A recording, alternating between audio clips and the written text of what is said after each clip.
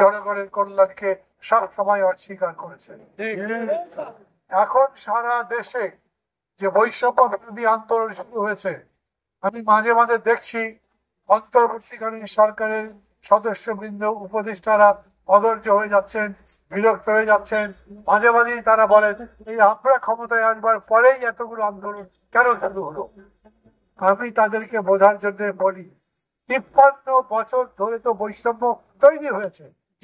এই বৈষম্য নষ্ট করবার, এই বৈষম্য দূর করবার মতো কোনো কাজ এই সরকার বা এতগুলো সরকার যারা এই 53 বছরে দেশ শাসন করেছে তারা চালায়নি।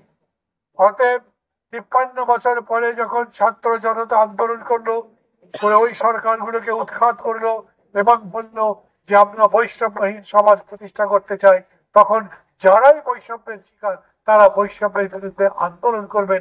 এটাই তো স্বাভাবিক, এটাই চলছে এখন। আমি মানি এই বৈষম্য দূর করবার জন্য, এই শিক্ষকদের বেতন দেওয়ার জন্য, দুস্থ মানুষদের সাহায্য করবার জন্য, বৈষম্যের শিকার যারা তাদের যাতে সমতায় আসতে পারেন, ন্যায্য অধিকার পান, সেজন্য প্রচুর টাকার দরকার। কেউ মানি সরকারের কাছে সেই টাকা নাই। কিন্তু আমার প্রশ্ন একই সাথে, প্রফেসর ইউনূস এই পর্যন্ত বাইরে যত জায়গায় গেছে সব জায়গাতেই তাকে সবাই সাদর সম্ভাষণ জানিয়েছেন।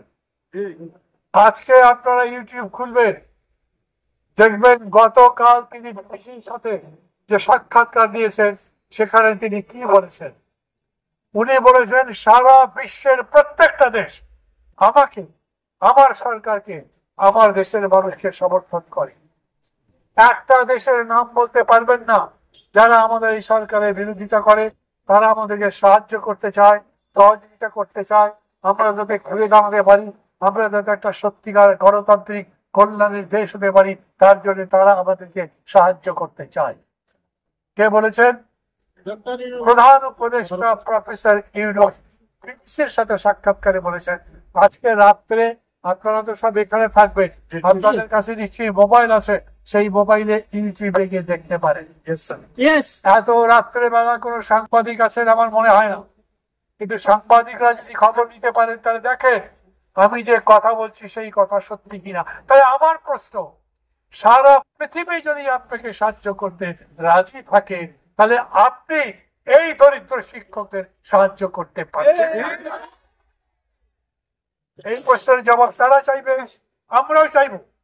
আমরা বলি যত রকম বৈষম্য আছে, বৈষম্যের বিরুদ্ধে যারা আন্দোলন করছেন তাদের সবাইকে দরকার লাগলে ডাকে, একসাথে হাজার হাজার লোক ডাকবেন তা বলছি না, তাদের প্রতিনিধিদের ডাকেন, তাদেরকে বলেন তাদের কোন কোন আন্দোলন যৌক্তিক, তাদেরকে বলেন তারা যে কাজ করছে সেই কাজের কোনটা কোনটা জনগণের জন্য কল্যাণকর,